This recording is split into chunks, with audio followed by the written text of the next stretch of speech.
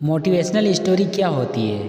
Motivational story यानी ऐसी कहानी जिसे पढ़कर हमारे अंदर जागरूकता आ जाती है, हमारा मन प्रफुल्लित हो जाता है या मुश्किलों के सामने लड़ने की ताकत आ जाती है। हर किसी के जीवन में मुश्किलें आती हैं, परंतु हमें कभी भी हार नहीं माननी चाहिए।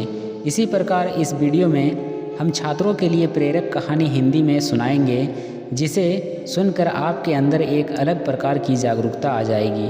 आखिरी प्रयास। एक दिन की बात है, एक राज्य में एक प्राप्ति राजा राज करता था।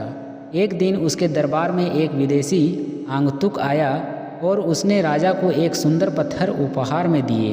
राजा वह पत्थर देखकर बहुत खुश हुआ। उसने उस पत्थर से भगवान विष्णु की प्रतिमा का निर्माण करके उसे राज्य के मंदिर में स्थापित करने का निर्णय लिया और प्रतिमा निर्माण का कार्य राज्य के महामंत्री को सौंप दिया।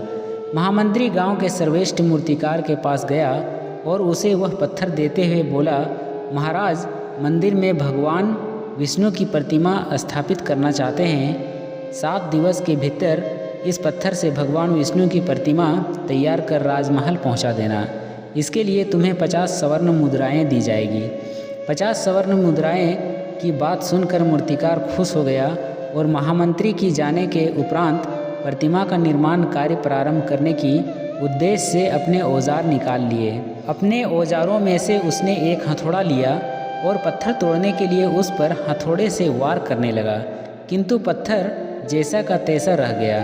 मूर्तिकार ने हथौड़े की कई वार पत्थर पर किए, किंतु पत्थर नहीं टूटा।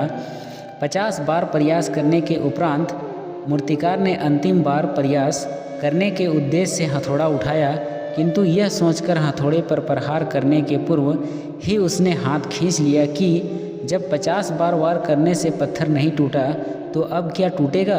वह पत्थर लेकर वापस महामंत्री के पास गया और उसे यह कहकर वापस कर दिया कि इस पत्थर को तोड़ना नामुमकिन है, इसलिए इससे भगवान विष्णु की प्रतिमा नहीं बन सकती। महामंत्री को राजा का आदेश हर स्थिति में पूर्ण करना था, इसलिए उसने भगवान विष्णु की प्रतिमा निर्मित करने का कार्य गांव के एक साधारण से मूर्तिकार को सौंप दिया। पत्थर लेकर मूर्तिकार ने महामंत्री के सामने ही उस पर हथौड़े से प्रहार किया और वह पत्थर एक बार में ही टूट गया। पत्थर टूटने के बाद मूर्तिकार प्रतिमा बनाने में जुट गया। इधर महामंत्री सोचने लगा कि काश पहले मूर्तिकार ने एक अंतिम बार और प्रयास किया होता तो सफल हो गया होता और 50 स्वर्ण मुद्राओं का हकदार बनता। सीख। दोस्तों, हम भी अपने जीवन में ऐसी परिस्थितियों से दो चार होते रहते हैं। कई बार किसी कार्य को करने के पूर्व या किसी समस्या के सामने आने पर उसका निराकरण करने के पूर्व ही हमारा आत्मविश्वास डगमगा जाता है और हम प्रयास किए बिना ही हार मान लेते हैं। कई बार हम 1-2 प्रयास में असफलता मिलने पर आगे प्रयास करना छोड़ देते हैं, जबकि हो सकता है कि कुछ प्रयास और करने पर कार्य पूर्ण हो जाता या समस्या का समाधान हो जाता।